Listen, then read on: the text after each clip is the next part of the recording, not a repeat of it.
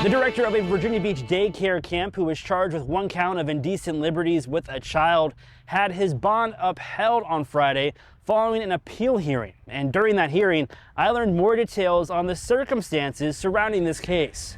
How wonderful he is to the families in this community. I was absolutely blown away and figured there had to be an explanation. Joel Rubin was one of the close to 30 people in the courtroom on Friday in support of 43-year-old David Flagler, who at the start of this year was charged with one count of indecent liberties with a child. Flagler is the director of the daycare camp at the Simon Family Jewish Community Center in Virginia Beach. During Friday's hearing, an assistant to the Commonwealth's attorney told the judge this incident happened back on New Year's Eve after all children at the camp had left for the day. They say Flagler allegedly asked a 7-year-old to put on a donkey mask and go pee under his desk. After the child went under Flagler's desk, he allegedly told the child to pee in a bottle. Prosecutors say the child felt uncomfortable under the desk, and Flagler told the child to pee in the bottle in a bathroom. Flagler's attorney argued this was about getting the child to not have an accident and not self-gratification. He said the alleged victim had been at the JCC daycare camp program for several years and was known to have an issue using the bathroom. The child allegedly has ADHD and aphasia, which affects a child's ability to speak. The defense states the mother of the child was running late that day,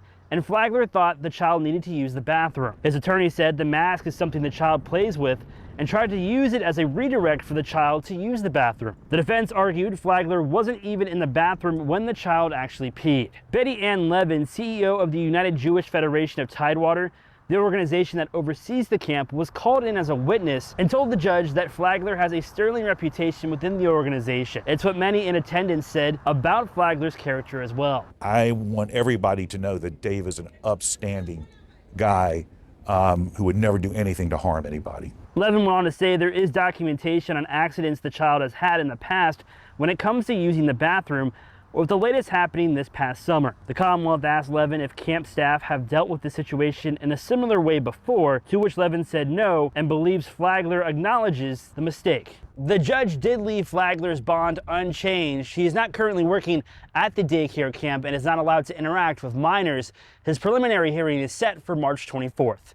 In Virginia Beach, I'm John Hood, WTKR News 3.